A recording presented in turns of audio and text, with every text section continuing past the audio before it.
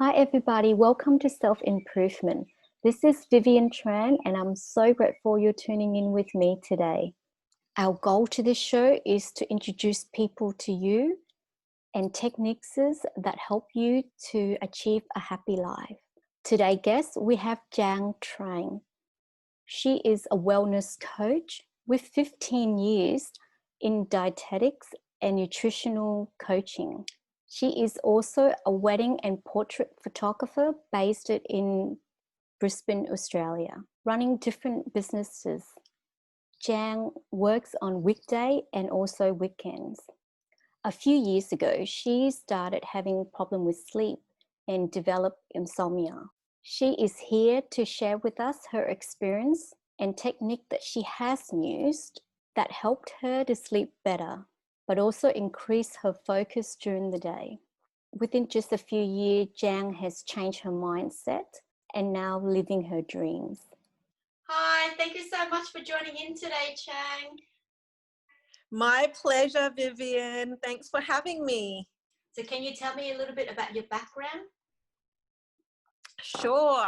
So I am a practicing dietitian and nutritionist. I've been doing that for the last over 15 years now.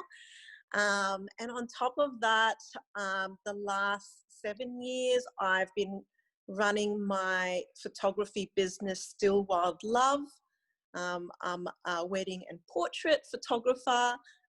So I usually do that on the weekends, and during the week, I do my nutrition and dietetics work.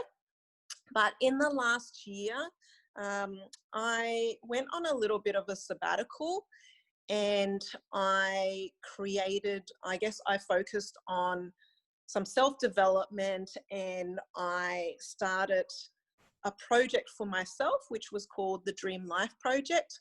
And that was all about self-development and creating the life that I want to live, and, making all my dream goals come true. Because I really believe in, life is short, and really we should be living the best life that we can, rather than, live a mediocre life or live a deferred life where you work too hard and then you wait till you retire to live the great life. But when you're retired, you can't appreciate, you might, have ill health or have a shorter time and not know it. So I went on this bit of a journey of learning everything that I could about how I could make every day the best day, not just wait till, the future to live a good life. So I made a pact to myself that every day I was going to live the best day of my life. And since then, I've wanted to help other people do the same. So I've incorporated all of my experience as a health professional, because obviously without your health, how can you live your best life? Yeah, so I wanted to help people and coach them. So I now have an Instagram page called the Dream Life Project, where I share all of the things that I've learned. So it's not just, telling you like, go meditate or go do this and that. It's actually sharing you practical steps on how you can, change your mindset, rather than saying you should, have a more abundant mindset or a more positive mindset, but how can you actually get to that mindset? So that's what my project is all about. And how did you started into meditations? Okay.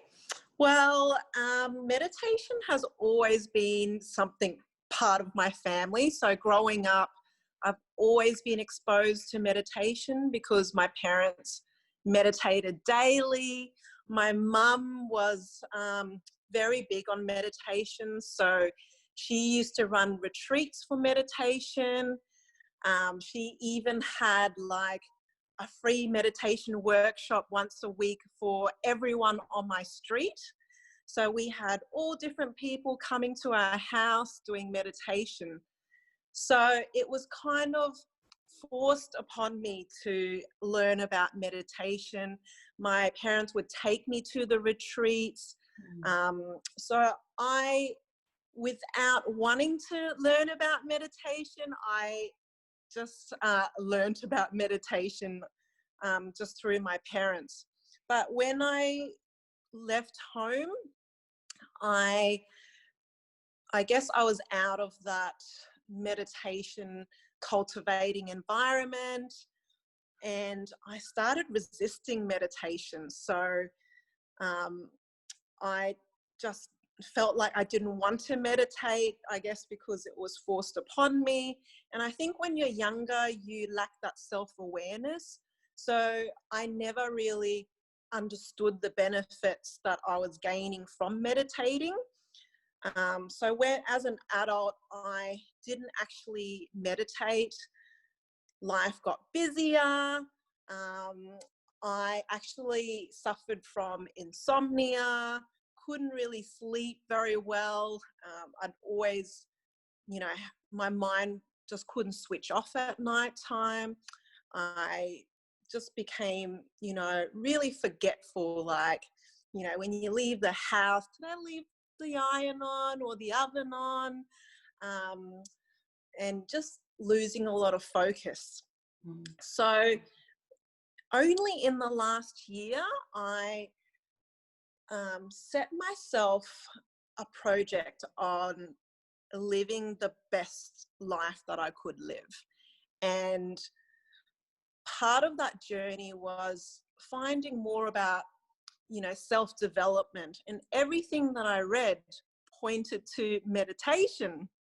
And I was like, meditation, I did all of that when I was younger. Do I need to do it again?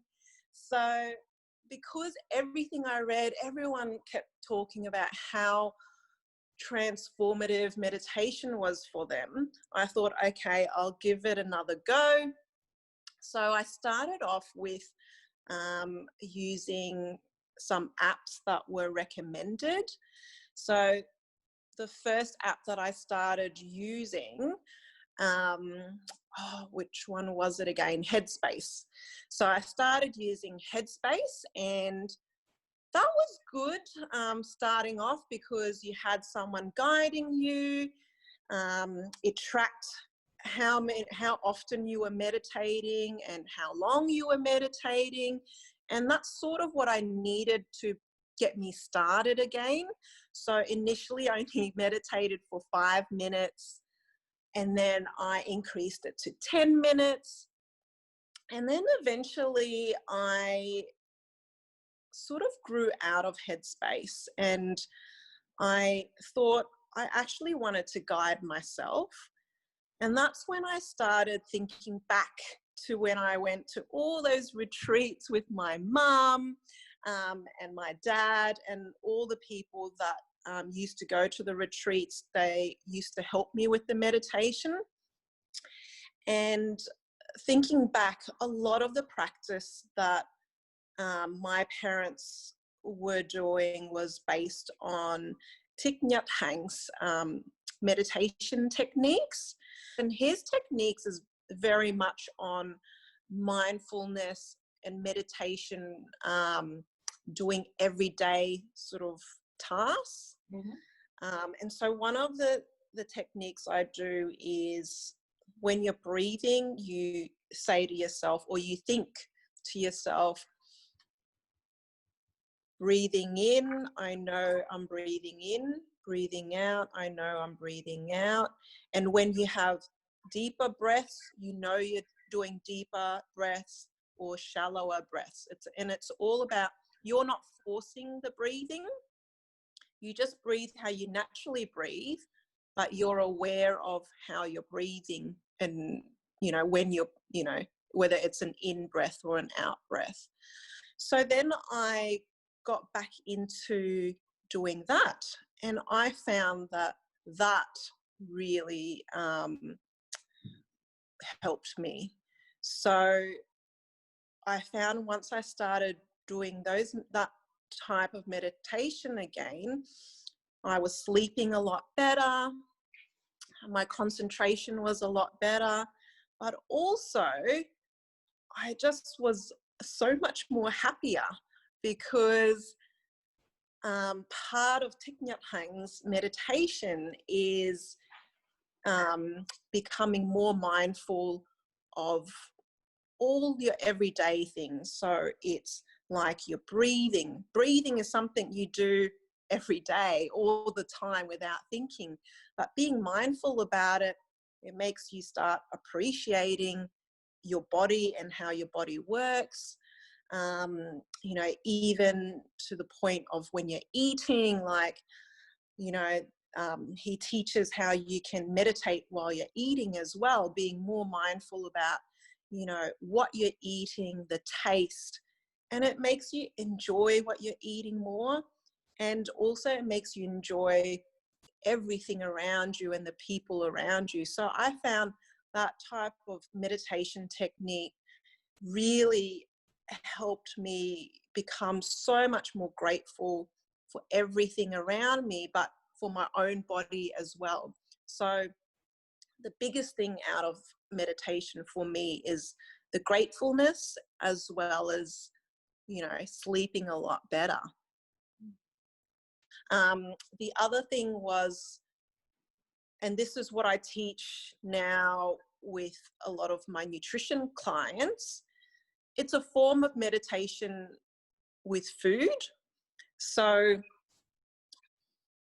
when you're having your first bite of your meal, you look at your meal, you concentrate on it, you smell it, you're aware of the smell of the meal,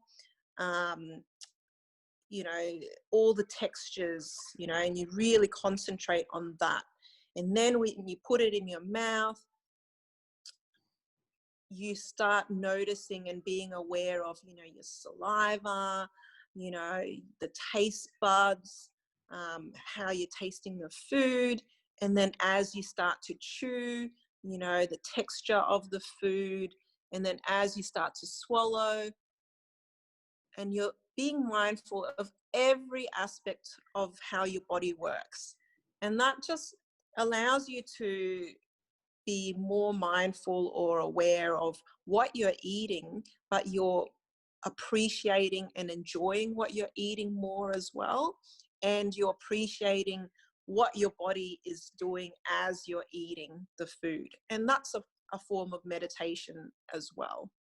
So do you have another example that you can tell people about how you apply that into your daily life as well?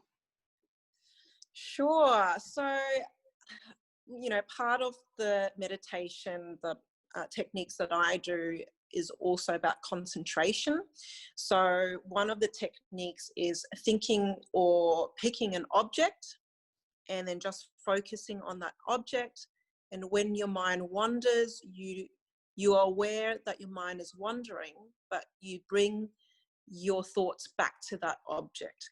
And that practice of concentrating and bringing your thoughts back to a certain focus point has been so beneficial in, you know, my work life as well as my everyday life, because you're so much more, you know, focused on what you're doing at that present moment, rather than your mind wondering about, oh, what am I going to do after this, or about thinking about the past, which might be, you know, upsetting you. Instead of thinking about the future or the past, you're present in the moment so that you can give your full attention and give your best in that moment. So an example that has helped me in my everyday life, as in my relationship, would be actually concentrating on what my partner says, rather than already thinking about, you know, what he's going to say or what I am going to say. I'm focused on exactly what he is saying and how he is saying it. Another way that you know, meditation has helped me in my work life is, again, you know, focusing on my clients and my work at that point in time, rather than having my mind wander with other things. And I think that's how people can become very stressful, is when they're not focused on the one thing. They're thinking about, what they're worried about, what will happen, in the future, or they're thinking about what happened in the past, or they're thinking about all these things that they need to have done, rather than focusing on the present moment, which is a very difficult thing to do. I think your mind just naturally wants to wander and think of other things, and that's probably one of the main reasons why I have trouble sleeping at night, is because I do think about so many things, that I need to do the next day, or I'm like processing what happened during the day. Whereas the meditation really helps you just focus on the one thing, and that just really calms your mind and helps you become a lot less stressed and manage, everything a lot better. I think also it's important to share that, you don't have to,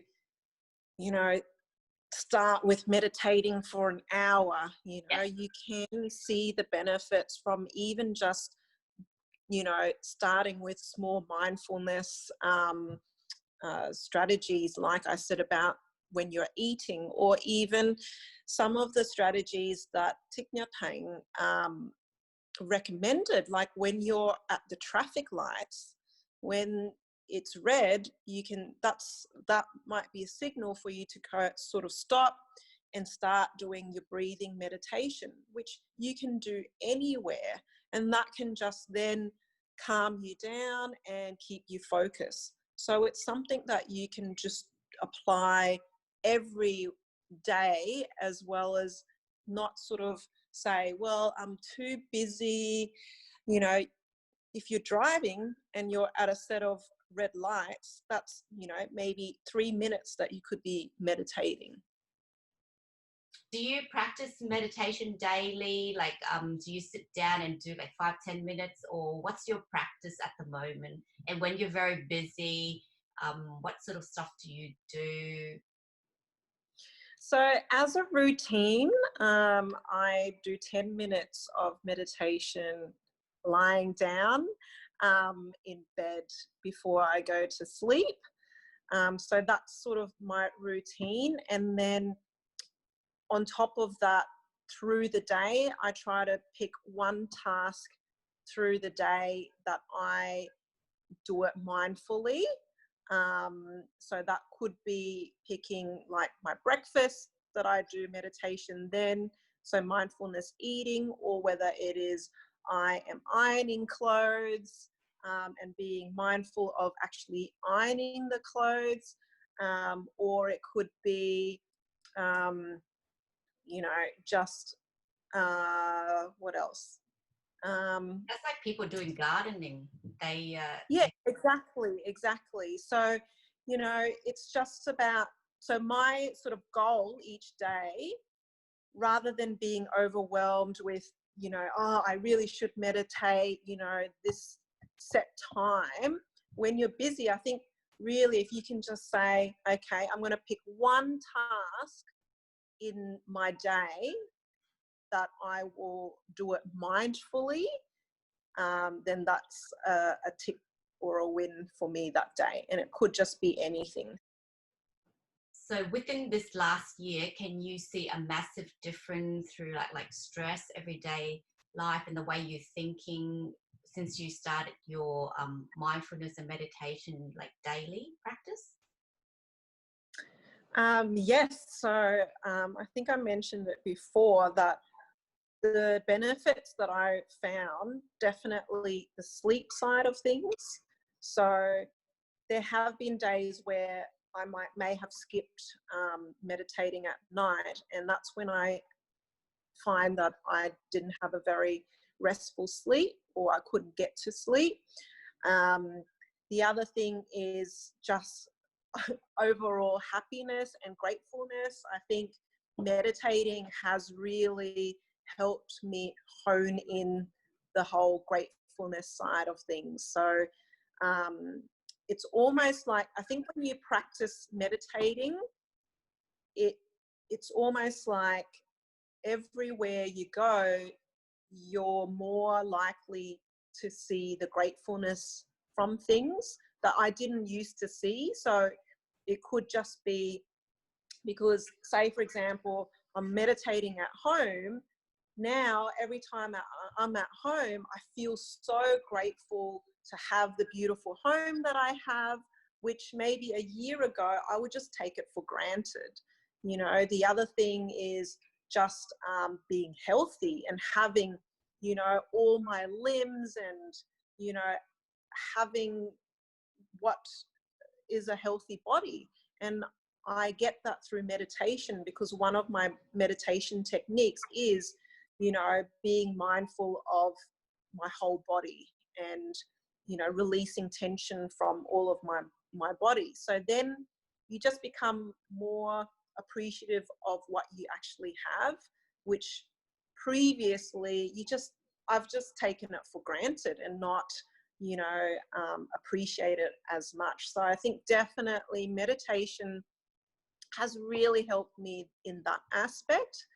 I think and perhaps because at a younger age, I was always exposed to meditation, I've never really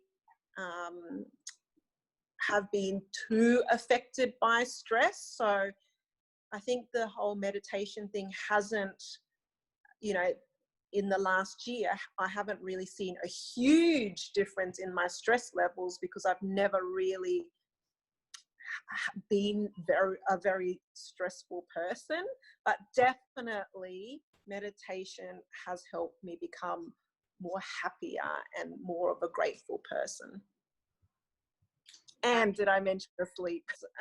I really highly recommend, you know, having a look at Thich Nhat Hanh's work on mindfulness and meditation. I think it's just so practical in, you know, applying it in everyday life rather than thinking about just the sitting meditation. And that's why I find the lying down meditation, you know, is really helpful. So, you know, I think removing that thought of meditation means you're sitting there cross-legged, you know, in silence. It's not just that.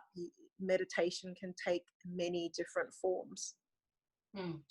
I want to ask one thing. When you started your meditations, like I want to ask, like, how do you do like 4 breath in, 8 breath out, and what did you do? You know, yeah, when you meditate, like beside from being mindfulness, when you're actually lying down and meditate, just do normal breathing and just concentrate on your breath, or what do you? Because I have people say they go to specialists for their anxiety and then meditate. But then when at home they can't do it, and he wants to ask, like, you know, like different technique. But I said I'll interview different people and share different things, and you know, like, so that they can see that there's not a right and wrong. Because sometimes they think if they go to a therapist, that's the only technique it is. But that's not true.